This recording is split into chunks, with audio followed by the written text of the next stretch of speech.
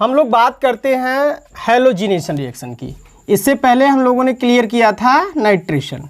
Halogenation में same to same वही reaction होगी बेटा, कुछ नहीं, इलेक्ट्रोफिलिक सब्स्टिट्यूशन है, नाइट्रेशन भी है, हैलोजिनेशन भी है, आपका सल्फोनेशन है। ये सभी हमारी कैसी होती हैं, इलेक्ट्रोफिलिक सब्स्टिट्यूशन होती हैं। अब बात करते हैं हैलोजिनेशन में सेम टू सेम। जैसे मान लो कि ये आपने फिनॉल ले लिया है कुछ इस तरह से, ये आपका रहा फिनॉल OH। बच्चों ये दो तरह से रिएक्शन करेगा, ध्यान से देखिएगा। एक तो हम अगर इस पर ब्रोमिनेशन कराएंगे Br2 का, दोनों ही में अलग अलग हमको सॉल्वेंट यूज़ करना पड़ेगा। यानी कि जो इसका हैलोजिनेशन है, यानी कि ब्रोमिनेशन रिएक्शन जब हम लोग पढ़ेंगे तो उसमें मेन जो आपका काम करता है वो सॉल्वेंट होता है, सॉल्वेंट का ही फंक्शन होता है मेन। एक में हम लोग पोलर प्रोटिक सॉल्वेंट ले लेते हैं, मान लो CH2 कार्बन डाइसल्फाइड, और इसकी जगह बच्चों CaCl3 भी ले सकते हैं, क्लोरोफॉर्म। तो ये कुछ नहीं करेगा, सेम टू सेम वही रिएक्शन देगा। जी क्या देगा यहाँ पे हमारा, इससे पहले आपने रेजोनेंस पढ़ा था बेंजीन का, जो +R इफेक्ट शो करता था, उसमें जो आपका इलेक्ट्रॉन डेंसिटी थी वो ऑर्थो और पैरा पे थी। सेम टू सेम वही यहाँ पे मैं बेटा इसकी मैकेनिज्म आप लोगों को बता दूंगा और क्लियर हो जाएगा। जब इस तरह से करेगा तो यहाँ पे कुछ इस तरह का कंपाउंड आपका मिलेगा, एक ये मिलेगा आर्थो का कंपाउंड और दूसरा बच्चों मिलेगा हमारा पैरा का कंपाउंड, कुछ इस तरह से OH एंड Br। ये तो बात हमने किसकी की थी, जब हम लोग यहाँ पे सॉल्वेंट कैसा ले रहे हैं, पोलर एप्रोटिक सॉल्वेंट ले रहे हैं। ओके, अब इसी जगह अगर हम लोग बच्चों पोलर प्रोटिक सॉल्वेंट ले लेते हैं, मान लो क्या वाटर को ले लेते हैं, वाटर बहुत ही अच्छा पोलर प्रोटिक सॉल्वेंट होता है, पोलर भी है प्रोटिक भी है। ओके, तो यहाँ पे जो Br2 होगा क्या रिएक्शन देगा बच्चों, कुछ नहीं, यहाँ पे हम लोग 3Br2 लेते हैं। एक्चुअली है क्या कि इसमें Br2 आपकी कैसा हो जाएगा, एक्वस हो जाएगा, और एक्वस में क्या करेगा, ये एसिडिक ऑलरेडी था, तो यहाँ पे कुछ इस तरह का कंपाउंड देगा जिसको आप लोग अच्छे से समझ सकते हैं, कुछ इस तरह से OH। मैं मैकेनिज्म में आप लोगों को क्लियर कर दूंगा बेटा, कुछ आप लोग बस ध्यान से देखते रहिएगा। इस तरह से इसको कहते हैं हम लोग क्या, अगर ये देखा जाए तो ये हमारा मेन ग्रुप हो जाएगा। ये 1 पोजीशन है, 2 3 4 5 एंड 6, इसका नाम क्या हो जाएगा 2,4,6 ट्राई ब्रोमोफिनॉल। इसको बच्चों हम कुछ इस नाम से जानते हैं।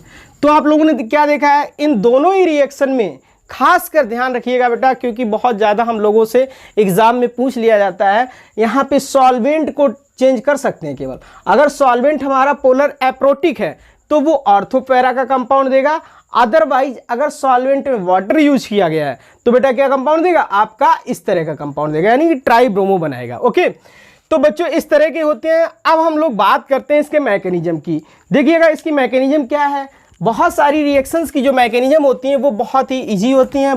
कुछ रिएक्शंस की मुझे यहाँ पे हम डिस्कस कर देंगे जिसको आप लोग समझ सकते हैं। ओके स्टूडेंट्स, तो देखिएगा इसकी मैकेनिज्म क्या बोलती है, ध्यान से देखिएगा सभी लोग। मैकेनिज्म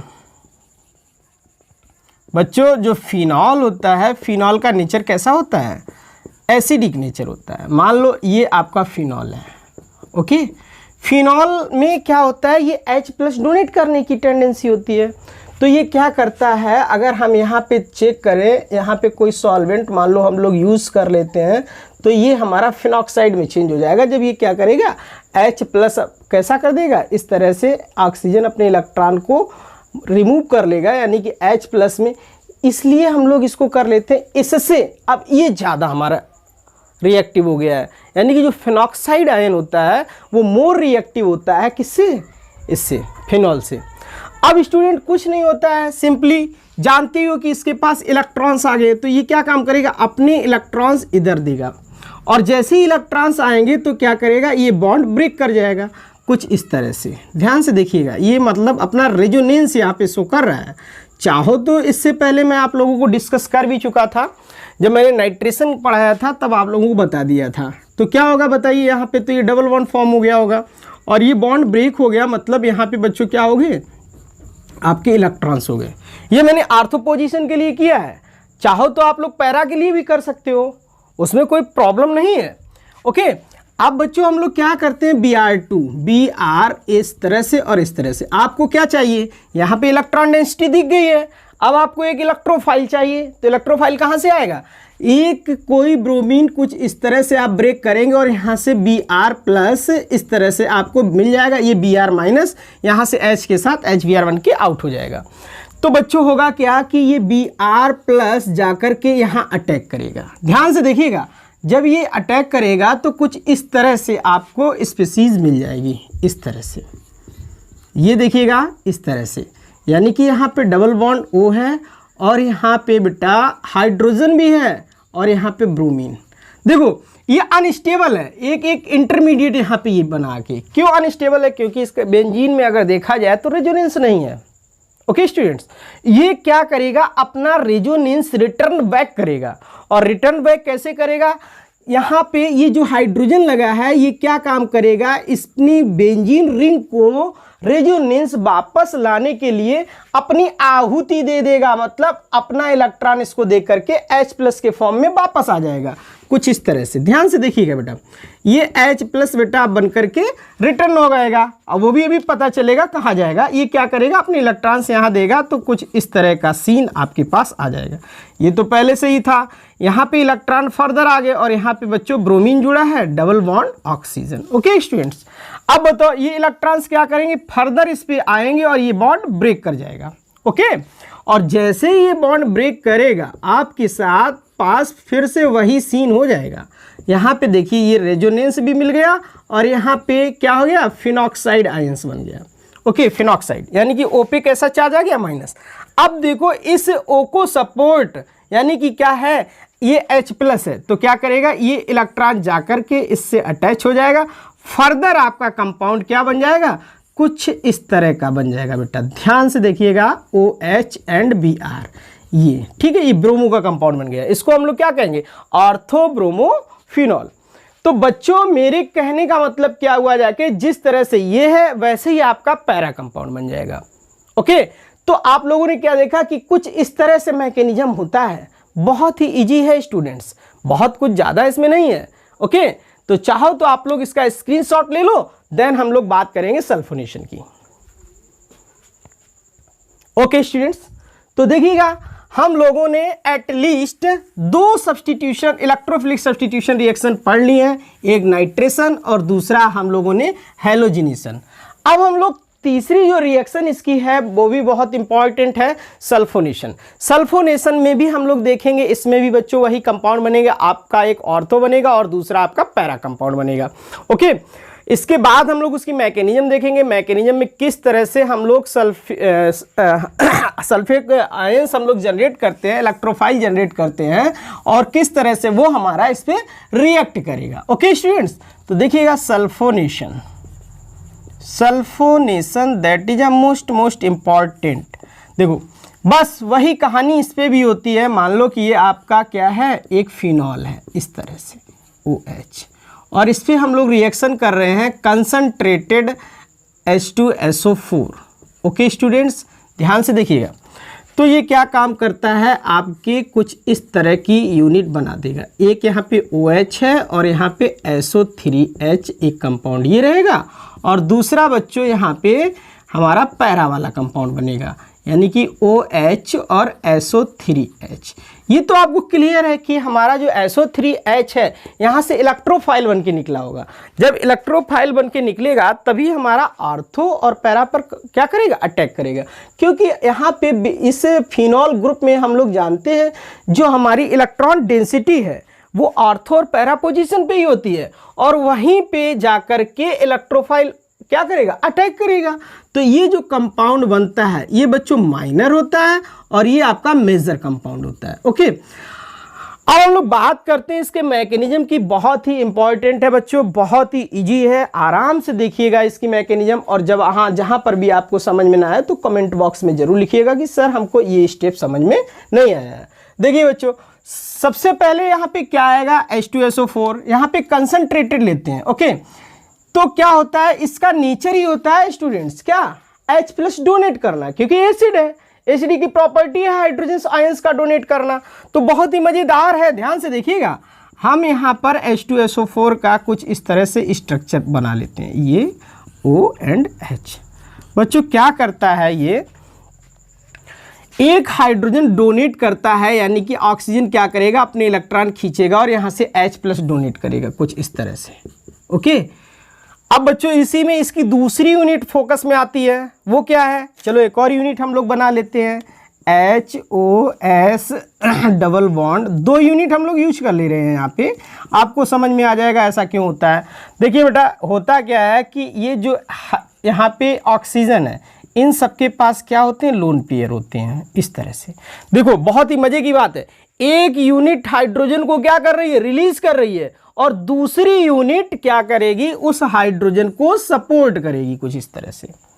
और बच्चों जब सपोर्ट करेगी तो क्या होगा कि ये हाइड्रोजन इसके पास अटैच हो जाएगा, मतलब इस ऑक्सीजन पे पॉजिटिव चार्ज आ जाएगा कुछ इस तरह से। ध्यान से देखिएगा, sulphur double bond oxygen and oxygen, oxygen पे पॉजिटिव, एक हाइड्रोजन पहले से है और एक अटैच किया। अब देखो यहाँ पे क्या है कि बहुत ही अच्छी ऑर्गेनिक की क्या बन रही है, स्पीसीज बन रही है, वाटर लिविंग ग्रुप बन रहा है।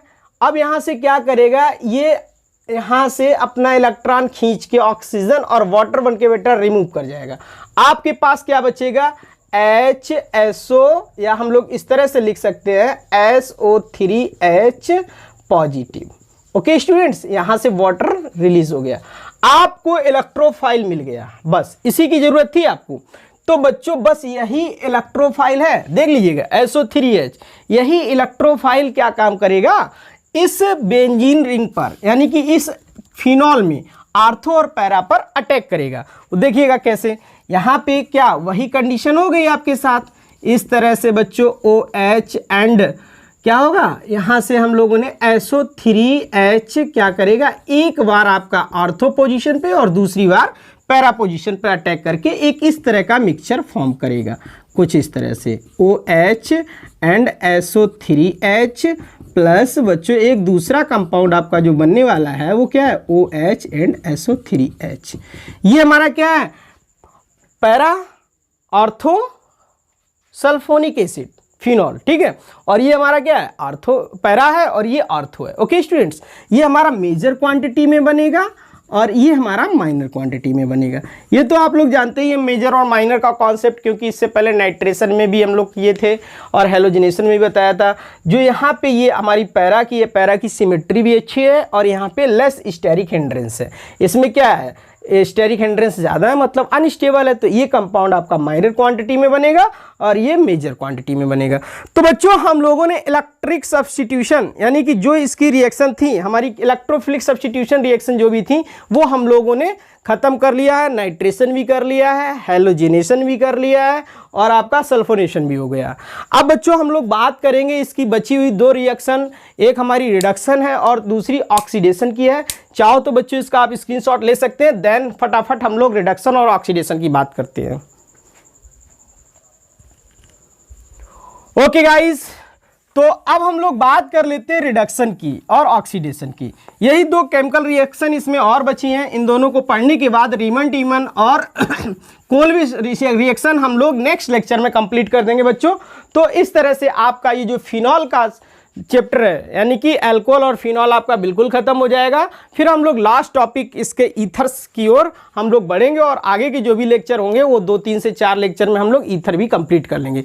तो स्टूडेंट्स हम लोग बात करते हैं रिडक्शन की।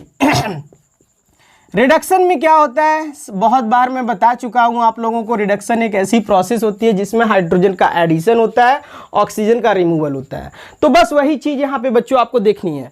जैसे मान लो इसकी मैकेनिज्म बहुत इतनी इंपॉर्टेंट नहीं है, फिर भी हम लोग देख लेते हैं किस तरह से क्या होता है। मान लो कि ये क्या है, यहाँ पे OH है, ओके, इस तरह से स्टूडेंट, इस तरह से H है, ठीक है। होता क्या है, यहाँ पे जिंक डस्ट लेते हैं हम लोग, ठीक है। जिंक किसका काम करेगा, यहाँ रेड्यूसिंग एजेंट का काम करेगा बच्चों। ये क्या करेगा, जिंक अपने साथ ऑक्सीजन को रिमूव करके आउट कर देगा और यहाँ पे क्या बन जाएगा, सिंपल सा बच्चों आपका बेंजीन का फॉर्मेशन हो जाएगा, ZnO। इसको हम लोग कहते हैं बेंजीन। इसकी मैकेनिज्म बताना क्या है, कुछ नहीं है, बस यही इस तरह से क्योंकि इतना इजी है। बहुत बार रिएक्शन पूछी जाती है लेकिन कभी मैकेनिज्म इसकी नहीं पूछी जाती बच्चों। तो कुछ बस इसी तरीके से यहाँ पे क्या रिडक्शन का मतलब ये आप लोगों को पता होगा, 9th में भी पढ़े होंगे, 10th में भी पढ़े होंगे, 11th में भी, आप लास्ट देन हम लोग 12th की बात कर लेते हैं। तो रिडक्शन का मतलब ही क्या होता है, रिमूवल ऑफ ऑक्सीजन और एडिशन ऑफ हाइड्रोजन। तो यहाँ से बच्चों हम लोगों ने क्या किया, ऑक्सीजन का रिमूव किया और इस तरह से हमने रिएक्शन बना दिया है। ओके, यहीं पे हम